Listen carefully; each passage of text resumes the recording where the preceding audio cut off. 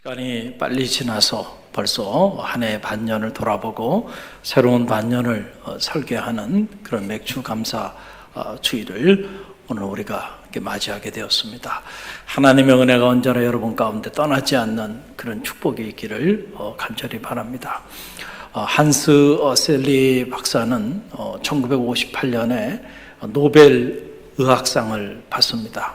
그는 특별히 이 스트레스에 대한 연구로 세계 초항을 받게 되었는데, 본래 내분비학 박사님이신데, 이 한스 셀리 박사가 그 하버드 대학에서 강연을 하게 됐어요.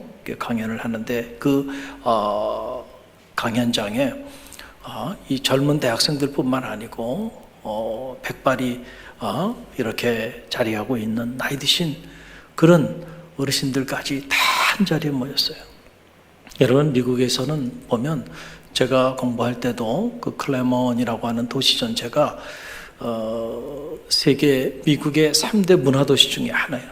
도시 전체가 대학으로 돼 있고, 그래서 이렇게 강연을 하거나 또는 이렇게 박사학위 졸업을 앞두고 또 퀄리파잉 exam을 마치고 강연을 해야 되는데, 그 강연을 할 때 보면 교수님들 그리고 그 대학의 학생들만 참여하는 게 아니고요, 그 타운 안에 있는 그런 학문에 관심이 있는 그런 어르신들도 다 옵니다. 그 동네에 계신 분들은 대부분이 다 이런저런 이렇게 그 학문에 관심이 있는 분들이 주로 있기 때문에 그렇죠. 그때도 그렇게 많은 사람들이 참여해서 스트레스에 대한 이런 여러 가지 많은 이야기들을 나누고, 이제 강연이 끝나게 되었는데 사람들이 우레 같은 박수를 쳤어요. 그때 한 학생이 손을 들고 질문하는 거예요.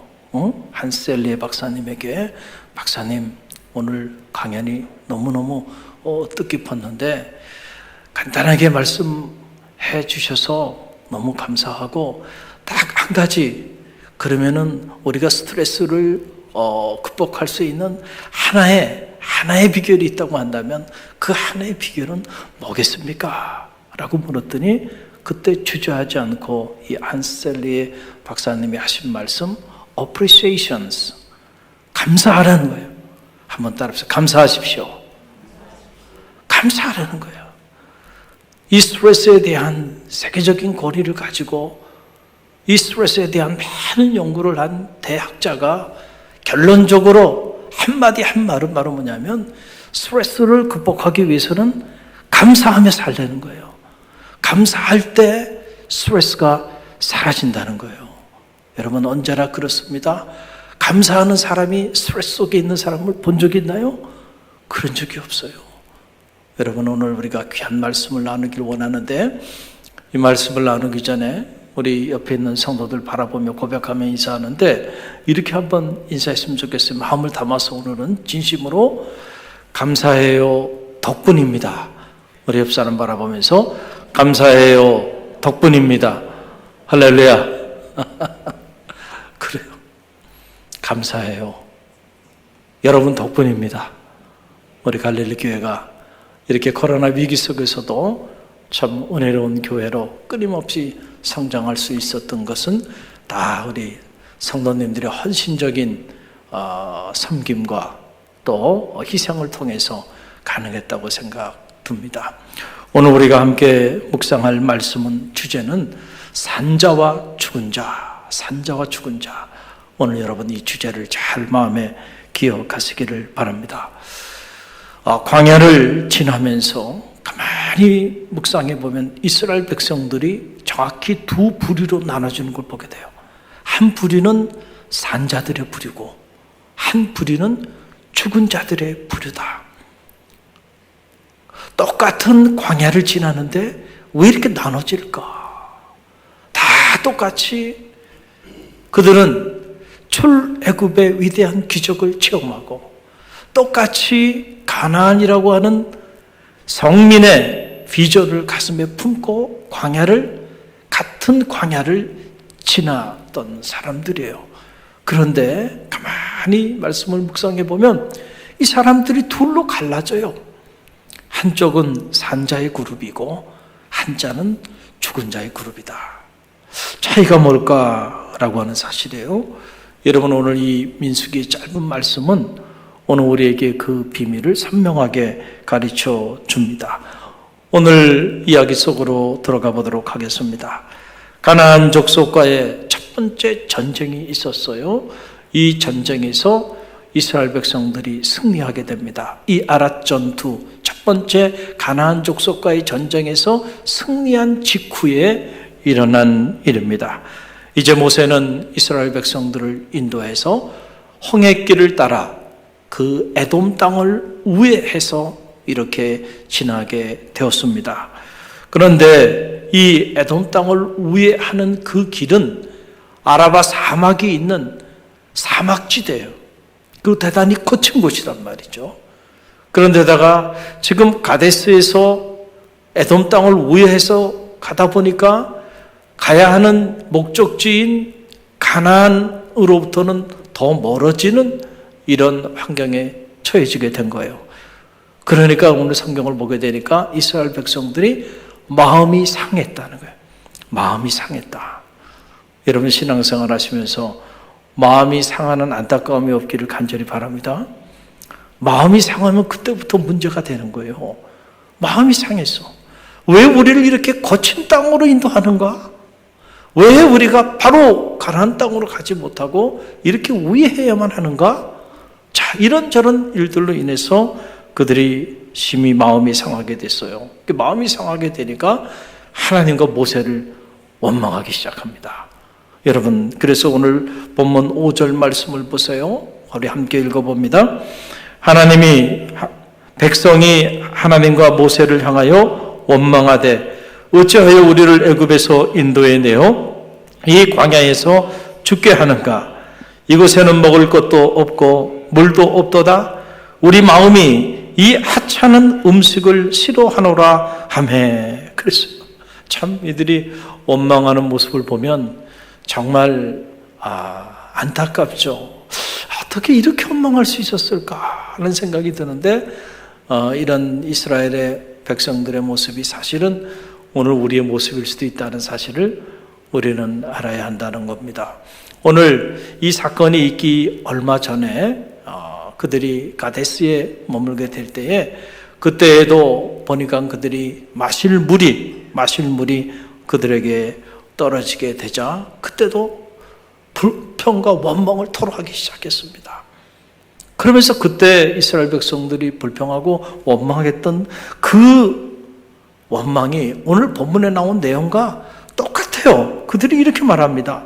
너희가 어찌하여 우리를 이 광야로 인도하여 우리와 우리 짐승이 여기서 다 죽게 하는가? 자신들의 과거를 부정하는 원망이죠. 지금 40년의 세월이 지난 겁니다. 출애굽한 이후에. 그러니까 40년 동안 지나왔던, 40년 동안 살아왔던 자신들의 삶을 송두리째 부정하는 이런 안타까운 일이죠. 왜 우리를 여기까지 끌어내서 이 광야에서 우리와 우리 짐승들을 다 죽게 하느냐?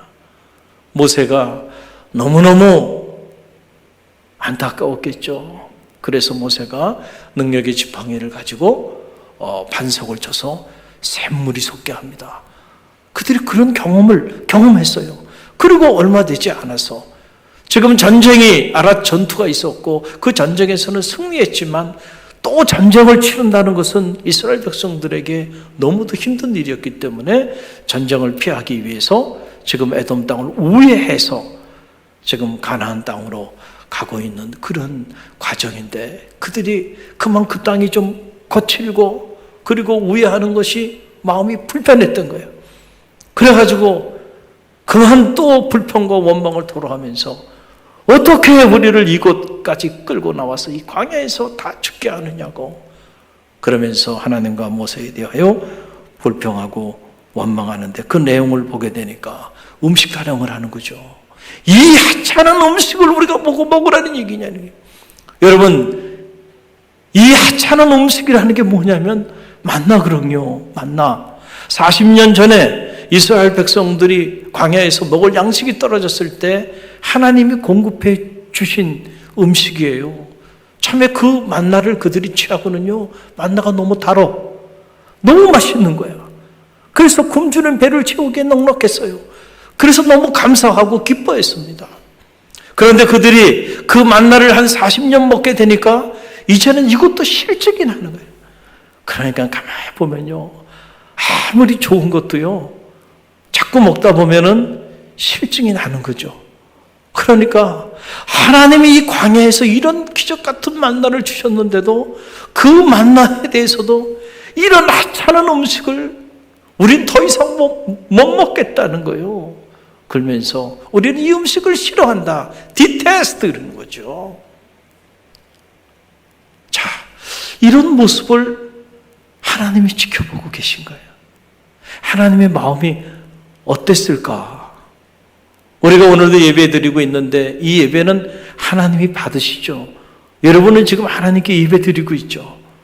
하나님이 여러분의 예배를 어떻게 받으실까? 우리는 늘 의식하면서 예배자의 자리에 자리해야 된다는 사실을 꼭 기억하시길 바랍니다.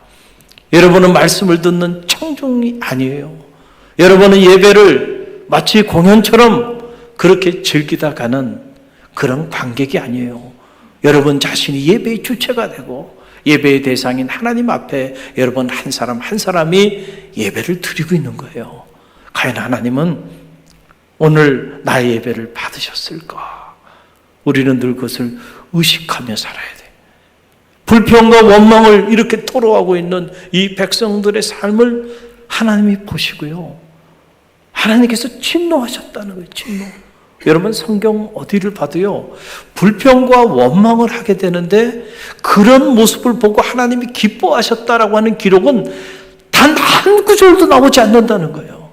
반대로 우리가 불평하고 원망할 때 반드시 하나님 진동하신다. 그리고 하나님께서 심판하신다는 거예요. 그러니까 하나님이 가장 우리를 통해서 연락하기 원치 아니하는 삶의 모습은 바로 뭐냐면 우리가 불평하며 원망하는 거예요. 그런 모습은 정말 하나님의 마음을 아프게 하는 끔찍한 모습일 수 있다는 사실을 우리는 알아야 한다라고 하는 사실이죠. 그래서 오늘 말씀 보게 되니까 하나님이 결국 그들에게 재앙을 내립니다. 심판의 매를 드십니다. 여러분 그 내용이 6절의 말씀이에요. 우리 함께 읽어봅니다. 여호와께서 불뱀들을 백성 중에 보내어 백성을 물게 하심으로 이스라엘 백성 중에 죽은 자가 많은지라 그랬어요. 여호와께서 그런 백성들의 모습을 보고 뭘 보냈다는 거예요? 불뱀을 보냈다. 원어 성경에 의하면 바로 독이 있는 뱀, 독이 있는 그러한 뱀들을 보내서 그 뱀들에 물려서 다 죽게 만들었다는 거예요.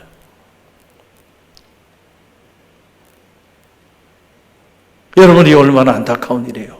불평하고 원망하는 자들은 다 이 독이 있는 뱀에 물려서 광야에서 죽어 넘어가는 이런 안타까운 일이 일어나게 되었다라고 하는 사실이에요. 저는 이 말씀을 이렇게 묵상하면서 그래, 이 독이 있는 뱀, 이 불뱀은 이 광야의 시대에 이스라엘 백성들에게만 있었던 것이 아니고 오늘 우리 세대에도 불뱀은 살아있다니까요. 불평하고 원망하는 사람들은 오늘도 이 불뱀에 물려서 죽어 넘어가고 있다는 거예요. 여러분 보세요. 무너지는 가정, 요즘은 가정 붕괴 시대를 살아갔잖아요. 얼마나 많은 가정들이 붕괴되고 있고 무너지고 있어요. 부부간의 관계가 파괴되고요, 부모 자식 간의 관계가 파괴되는 가정들이 얼마나 많이 있나요? 무너지는 성도들, 자, 모든 성도들이 은혜 가운데 신앙생활을 성공적으로 하고 있나요? 그렇지 않죠. 무너지는 성도들이 비일비재한 시대에 오늘 우리가 살아가요. 그 무너지는 성도들, 교회도 마찬가지예요. 모든 교회가 갈릴리 교회처럼 이렇게 은혜로운 교회가 아니에요. 무너지는 교회들이 이 땅에 많이 있다는 거예요. 자, 그러면 가만히 보세요. 무너지는 가정도, 무너지는 성도도, 무너지는 교회들도 보세요. 무너지는 공동체들을 보세요. 하나같이 그것에 공통적으로 있는 게 뭡니까? 불평과 원망이에요. 불평과 불평과 원망, 그 불평과 원망 때문에 불뱀에 물려서 다 죽어 넘어가고 있는 거예요. 가정이 파괴되고 가정이 붕괴되고 부부간의 관계가 무너지는데 그 가정에 불평과 원망이 전혀 없어. 그런 사례는 없다니까요. 성도가 믿음의 길을 걸어가다가 시험에 빠져서 그래서 성도의 자리를 지키지 못하게 될 때 그 삶에 감사가 넘치는 경우가 있나요? 그런 경우는 절대 없어요. 반드시 거기에는 불평과 원망이 있어요. 입만 열면 불평하고 원망해요. 교회도요, 건강하게 이렇게 성장하는 교회는 은혜롭죠. 그러나 무너지는 공동체는 보면요, 불평과 원망이 있어요. 싸움이 있고 다툼이 있고요. 성도들이 싸우면 더 무서운 것 같아요. 용서가 없어요. 용서가 없어.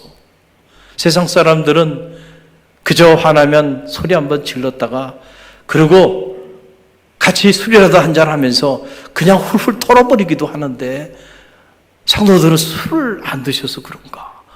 한번 삐지면 말이죠, 그냥 끝까지 가는 거예요. 그런 걸 보면은 가끔 술 마시는 것도 그것도 필요한 것은 아닐까 이런 생각을 할 때도 있다니까. 심지어 우리는 성령의 술을 마셔야죠. 할렐루야. 그러면 용서하지 못할 게 뭐가 있어요? 주님은 우리의 죄를, 우리의 허물을 용서하기 위해서 십자가에 달리셔서 하나님의 아들이신 예수 그리스도께서 물과 피를 다 흘리기까지 하셨는데 우리는 그 사랑을 덧입었는데, 여러분, 용서하지 못할 일이 뭐가 있습니까? 그 은혜에, 그 사랑에 우리가 빚진 자인데요, 용서하지 못할 일이 뭐가 있고요. 가만히 보면 우리는 그렇게 의롭습니까? 우리는 정말 저 사람만큼은 나 도저히 용서하지 못한다고 그렇게 정죄하고자 달려들 만큼 그렇게 나는 의로운가? 나는 옳은가? 나는 하나님 앞에 정직한가? 한번 생각해 보면요, 끔찍한 일이죠. 그렇게 용서하지 못하겠다고 그렇게 하는 그 모습이 하나님의 마음을 아프게 하는 모습이에요. 원수까지 사랑하라 그랬는데, 나는 너를 어떻게 사랑했는데 네가 어떻게 네 형제를 그렇게 용납하지 못하고, 그 모습이 더 끔찍한 모습일 수 있다는 사실을 우리는 알아야 한다라고 하는 사실이죠. 그러니까 언제나 오늘 우리의 삶의 자리 안에도요, 불평은 살아있다니까요. 그래서 불평하고 원망하는 개인이든 공동체든 가정이든 보면 그런 삶의 자리는요, 다 불뱀에 물려서요, 오늘도 죽어가고 있어요. 죽어가고 있어요. 저는 바라기는 여러분이 불뱀에 물리지 않는 성도들이 되시기를 간절히 바랍니다. 불평과 원망을 토로한 자들이 이제 이 불뱀에 물려서 막 죽어가기 시작하니까 그때야 그들이 깨달은 거예요. 정신을 차리고, 이러다가는 우리가 다 죽게 생겼구나. 여러분, 하나님의 재앙이 임할 때 그때라도 깨닫으면 살 길이 열리는 거예요. 오늘 장로님 기도해 주셨던 것처럼 1년 반이나 되는 이 코로나 재앙, 이 재앙 속에 있을 때 이때라도 우리가 깨우치고 하나님 앞에 다시 참여하는 마음으로 돌아오면 인류는 살 길이 있어요. 그런데 이때도 깨닫지 못하면 희망이 없는 거죠. 다행히도 오늘 말씀 보게 되면 많은 사람들이 이미 죽어갔고 또 죽어가고 있는 그때에 그나마 살아있는 사람들이 정신을 차리고, 이러다가는 우리가 다 죽게 생겼구나, 돌아보니까 우리가 하나님과 하나님 사람 앞에 크게 범죄했구나. 그래서 살려달라는 거예요. 모세에게 가서 모세로 하여금 살려달라는 겁니다. 그러면서 당신이 우리가 이 죄를 범했는데 우리를 용납하고 하나님께 좀 중보기도를 해서 이 불뱀에 물린 자들을 다 살 길을 좀 찾아달라는 거죠. 그러니까 모세가 그 백성들이 참여하면서 중보기도를 요청하니까 모세가 그들의 이야기를 듣고는 하나님께 기도합니다. 그랬더니 하나님께서 모세의 기도에 응답하시는 거예요. 그러면서 하나님께서 하신 말씀이 큰 장대를 하나 세우고 장대 위에 뱀을 하나 만들어가지고 그 장대 위에 뱀을 하나 매달으라는 거예요. 그랬더니 그러면서 하시는 말씀이 불뱀에 물린 자들이 저 장대 위에 저 뱀을 바라보면 살게 될 것이라는 거예요. 그래서 모세가 장대를 하나 만들고 장대 위에 놋뱀을 하나 만들어가지고 그래가지고는 올려놓습니다. 그리고 그 놋뱀을 바라보는 자는 살게 되는 이런 놀라운 기적과 치유의 역사가 나타나게 되는 이야기가 오늘 본문의 이야기예요. 불뱀에 물려서 지금 죽어가는 사람들이 놋뱀을 바라보면 치유함을 받게 되는 이런 역사가 나타나게 됐다는 거예요. 여러분, 어떻게 이런 기사와 이적이 가능했을까요? 여러 학자들이 이 놋뱀이라고 하는 것을 신약의 예수 그리스도로 비유하기도 하고, 그래서 많은 목사님들이 그렇게 해석해서 설교를 하기도 해요. 물론 그 해석이 완전히 잘못된 해석은 아니에요. 그러나 우리가 성경 본문 안에서만 해석을 한다고 한다면 여기에는 놀라운 이유가 있는 거예요. 여러분, 지금 불뱀에 물린 사람들, 왜 불뱀에 물렸나요? 그들이 불평과 원망을 하며 살았기 때문에 불뱀에 물렸어요. 그럼 왜 불평과 원망을 했나요? 다른 것이 아니에요. 그들이 자신들의 환경을 보고, 열악한 환경을 보고, 그렇잖아요. 이 에돔 땅을 우회하게 되는 이 거친 땅, 이 사막, 음식도 거칠고 마실 물도 부족하고 자신들에게 지금 처해 있는 이 외부적 환경을 그들이 바라보니까 불평과 원망을 할 수밖에 없는 거예요. 그러는 그들에게 이 외부에 불평하고 원망할 수밖에 없는 이 열악한 환경을 보지 말고 뭘 보라는 거예요? 장대에 달려있는 저 놋뱀 그 자체가 무슨 능력이 있는 건 아니에요. 그러나 그들이 지금 바라보고 있는 그 시선을 다른 곳으로 보게 하는 거예요. 그리고 하나님께서 하신 말씀이 이 놋뱀을 믿음으로 바라보는 사람들은 살리라 그랬잖아요.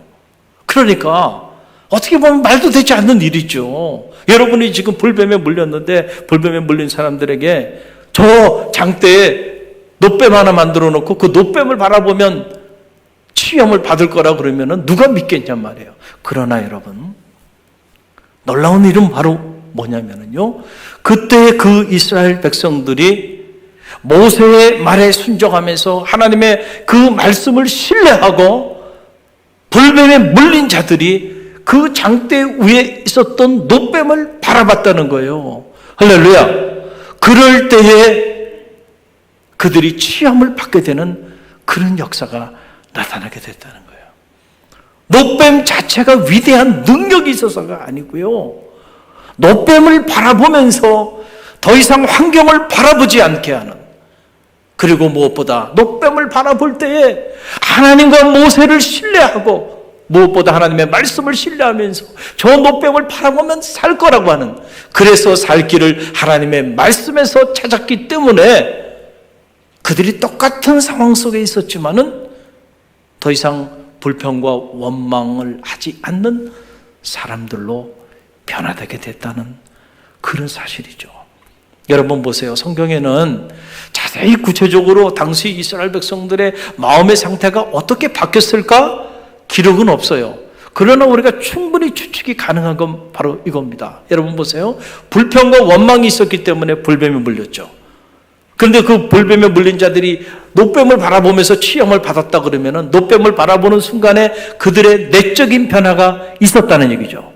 그들 안에 여전히 불평과 원망이 있었다고 한다면 놋뱀을 바라봤어도요, 치유함을 받지 못했을 거예요. 그러나 그들이 놋뱀을 바라보는 순간 그들의 마음에 내적인 변화들이 일어나기 시작했는데 그 내적인 변화가 바로 뭐냐면 믿음으로 하나님의 말씀을 붙잡고 모세 주의 종의 이야기를 듣고 살 길을 저 놋뱀에서 찾았을 때에 그 순간만큼은 하나님과 모세에 대한 불평과 원망이 사라졌을 것이라는 거예요. 그렇죠.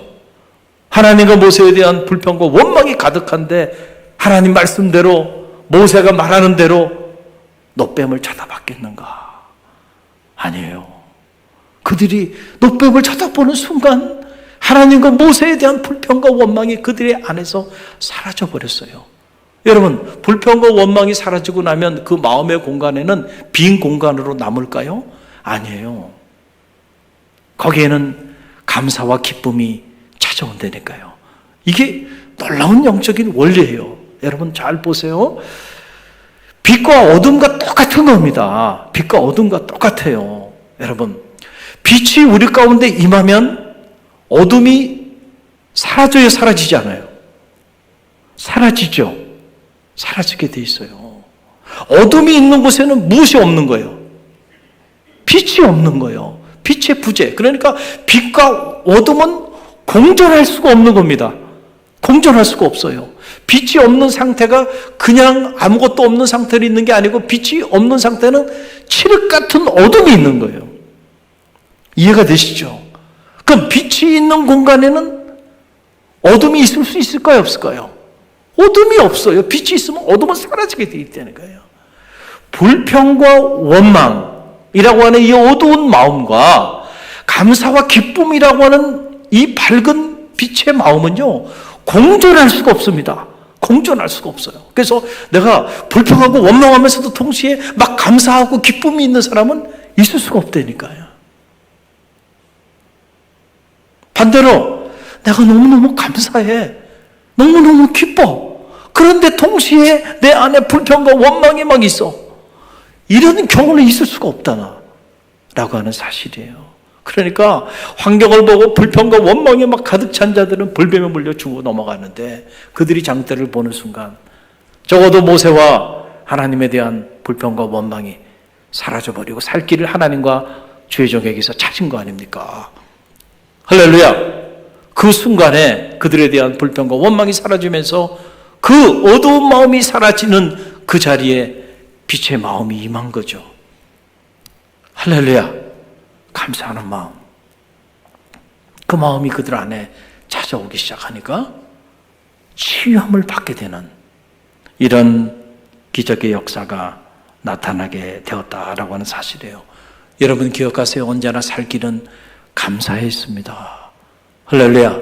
광야를 지나면서 가장 지혜 있는 사람, 광야를 지나는 가장 지혜 있는 길은 바로 뭐냐면 감사하며 지나는 거예요.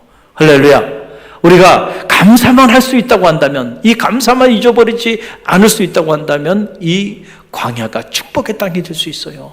우리가 이 광야를 지나면서 죽은 자로 살아가지 않고 산자로 살아갈 수 있다는 사실을 여러분 꼭 기억하시길 바랍니다.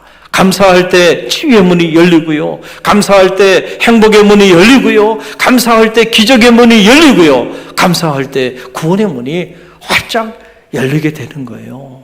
바울과 실라가 감옥에 갇혀서 복음을 전하다가 감옥에 갇혔으니 얼마나 고통스러웠겠어요. 그러나 그 감옥에 갇혀서, 그리고 온 몸은 또 쇠사슬에 묶여서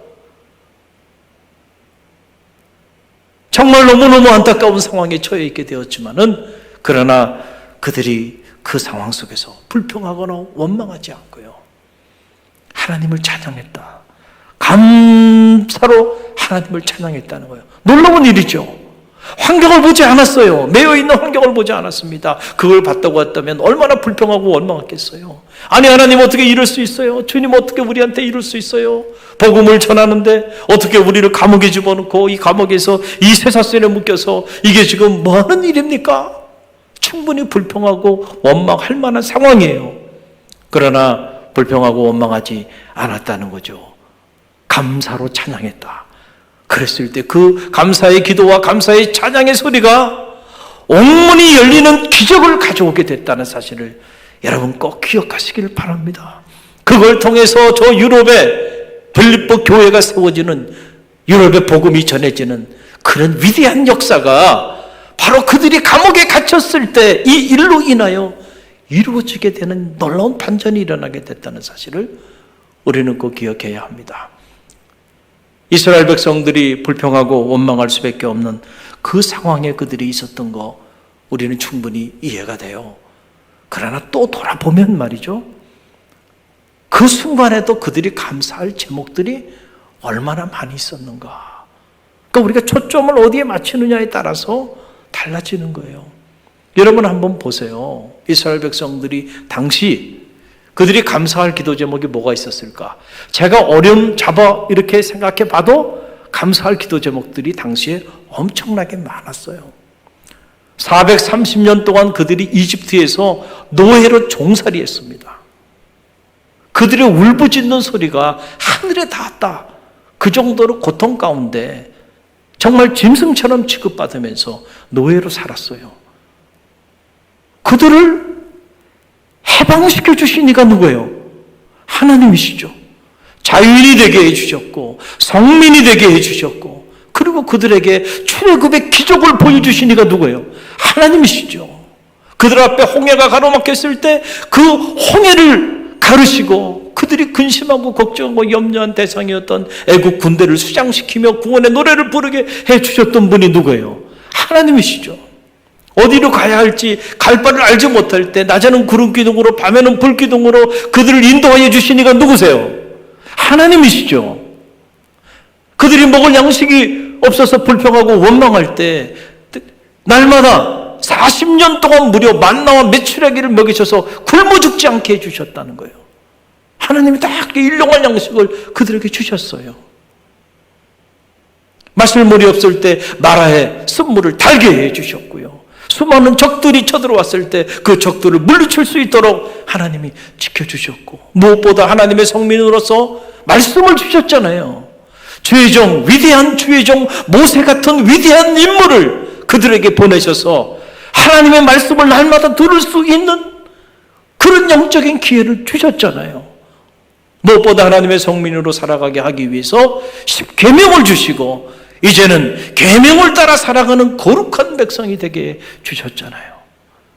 그리고 지금 반복된 전쟁으로 그들이 피폐해질까 봐 그 전쟁을 피해서 지금 우회하게 하는 거 아니에요? 그래서 꿀과 젖이 흐르는 가나안 산지로 그들을 지금 인도하고 있는데 사실 돌아보면 감사할 것이 그들이 얼마나 많아요. 그런데도 불구하고 그들이 불평하고 원망하고 하찮은 음식 때문에 그 말 그대로 이 하찮은 음식 그래 그것이 그렇게 하찮은 음식이야. 그 하찮은 음식 때문에 어떻게 하나님 앞에 이렇게 불평하고 원망할 수 있겠는가. 안타까운 일이죠. 여러분 돌아보면요 우리가 감사할 것이 없는 것이 아니고요 감사할 것이 너무너무 많아요. 저도 이번에 이렇게 5일간의 성소에서 드리는 릴레이 기도회를 이렇게 하면서 지난 반년 동안 감사했던 것들을 돌아보니까요 계속 감사가 터져나오더라고요. 할렐루야. 시간 가는 줄 모르고 감사의 제목들을 적어보니까 한두 개가 아니야. 막상 적어보니까 이것도 감사 저것도 감사 다 감사한 거예요. 그렇게 적고 나니까요 마음의 기쁨이 찾아오더라고요. 할렐루야. 한번 적어보세요. 여러분도 한 주간에 감사의 기도 제목들, 감사했던 고백들 다 적으셨죠? 오늘 하나님 앞에 봉헌하실 텐데 한번 감사의 기록을 적어보세요. 그러면요 정말 우리 깨닫지 못해서 그렇죠. 모든 것이 하나님의 감사임을 우리가 체험하지 않을 수가 없어요. 저는 바라긴 여러분이 죽은 자의 흔적을 가지고 사는 자들이 아니고 산 자의 흔적을 가지고 사는 능력 있는 갈릴리 교회 모든 성도들이 되시기를 주님의 이름으로 간절히 축원드립니다. 하버드 의과대학 팀이 1937년에 무려 72년간 하버드 대학에 2학년 재학 중인 학생들 300명을 대상으로 그들의 일생 72년을 연구했어요. 잘 사는 삶의 공식을 그들이 알고 싶었기 때문에 그렇습니다. 그 72년의 연구의 결과는 바로 뭐냐면 인생을 가장 후회하지 않고 잘 사는 삶의 방식, 삶의 공식은 바로 감사하는 자세를 갖는 것이라는 결론을 내렸어요. 가만히 보니까 감사하는 attitude, 감사하는 태도, 그런 삶의 태도를 가지고 사는 사람이 인생을 건강하고 행복하게 살더라는 거예요. 할렐루야. 여러분께서 이 attitude가 너무너무 중요해요. 그 사람에게 보면 그 사람이 어느 대학을 나왔든 어느 집안의 자녀든 이런 게 중요한 게 아니고요. 그 사람의 애티튜드를 보세요. 그 사람의 삶의 자세나 태도를 보세요. 어떤 사람은요, 삶의 자세와 태도 자체가 건방져. 삶의 자세가 벌써 거칠어. 그리고 가만히 태도를 보면 매사가 불평불만이 가득 차 있어. 바로 죽은 자의 흔적을 가지고 사는 사람이에요. 어떤 삶에 있든지 간에 불행할 겁니다. 누구를 만나도 불행할 거예요. 근데 어떤 사람을 보게 되면 겸손해요. 그리고 그 삶의 자세를 보면 늘 감사해요. 할 줄 알아요. 작은 일에도. 그런 사람은요, 인생을 행복하게 살 거예요. 할렐루야. 그런 사람은 인생을 건강하게 사는 거예요. 중요한 거는 우리가 많은 것을 가졌다고 그만큼 감사하고 또 그만큼 갖지 못했기 때문에 불평하고, 아니에요.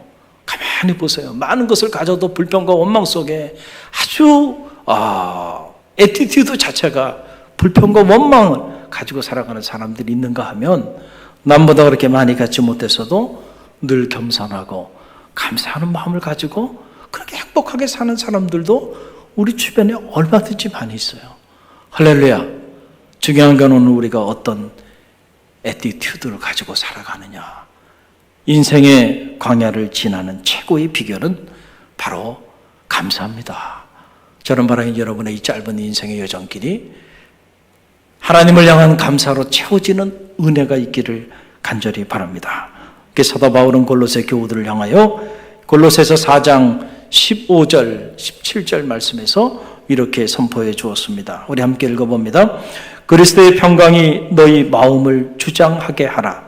너희는 평강을 위하여 한 몸으로 부르심을 받았나니 너희는 또한 감사하는 자가 되라. 또 무엇을 하든지 말에나 일에나 다 주 예수의 이름으로 하고 그를 힘입어 하나님 아버지께 감사하라. 할렐루야.